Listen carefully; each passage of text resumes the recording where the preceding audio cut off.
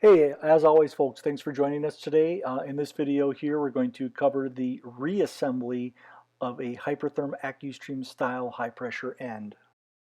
All right, to begin with, let's make sure we grab a cloth and start cleaning out in the cavity where the seal housing is going to be put in. All right, we're going to start with the seal housing. First step is we're going to take a little bit of that high vacuum grease. And to start with, we're going to take the backup ring. This is the backup for the O-ring. You'll notice that it's got two sides. It's got a flat side and it's got a concave side. We're going to want to go ahead and make sure that that concave side faces the pressure. So in this case, you're going to put the backup ring on first. When we put the backup ring on, we're going to put it to the far side in the cavity, opposite of where the rod seal goes. The O-ring will go on the side closest to the rod seal.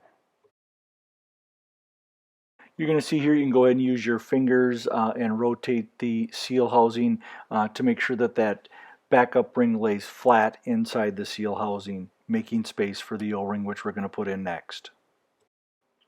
All right, let's go ahead and grab that O-ring. Again, we're going to use some of that high vacuum grease. And as seen here, you can go ahead and run that O-ring through your fingers, making sure to get some of that high vacuum grease evenly around the O-ring. And go ahead and place that O-ring in the cavity next to the backup ring.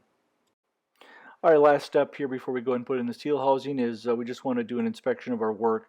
We're going to want to go ahead and take a pick and just make sure that the spacing between the O-ring and the backup ring are good. Go ahead and rotate, making sure that everything looks good prior to installation.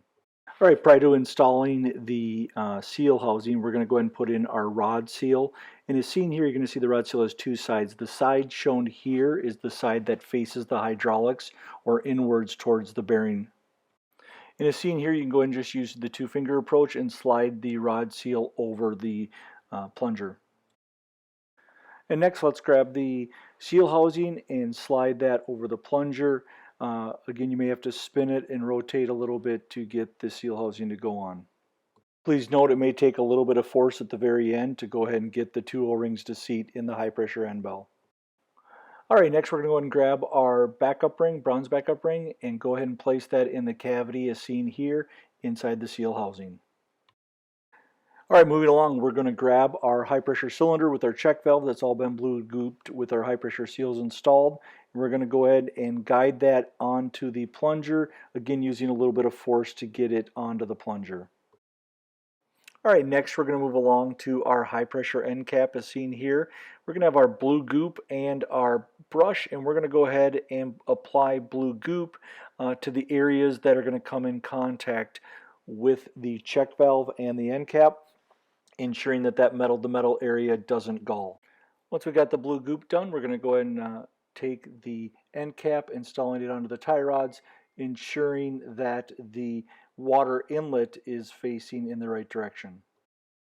All right, for the next step, we're going to need a clean brush and some white lithium grease. And we're going to apply a liberal amount of the lithium grease to all of the 4 exposed studs.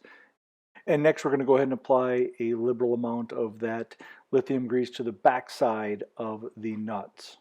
And once we're done with that, we can go ahead and move along and hand tighten all of the nuts to the bolts.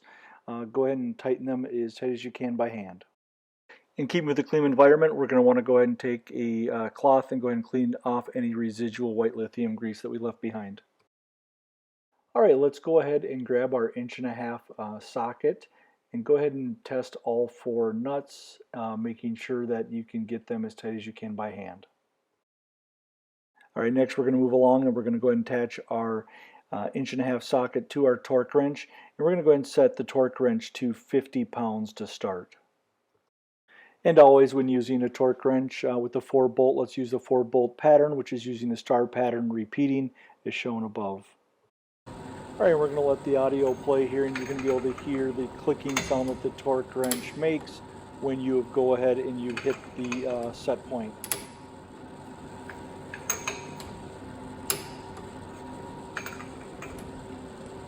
All right, when you've completed all 4 bolts, you're going to want to go ahead and increase the torque setting by 50 foot-pounds.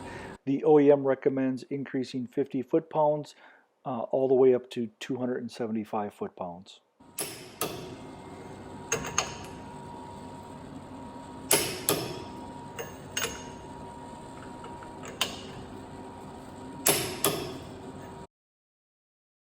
All right, now that we've got our high pressure end all tight, we can go ahead and reinstall our high pressure lines.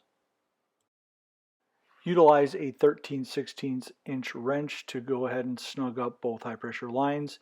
And then let's move on and grab our inlet line and reconnect our low pressure water lines. All right, congratulations folks, you are now ready to get back up and cutting.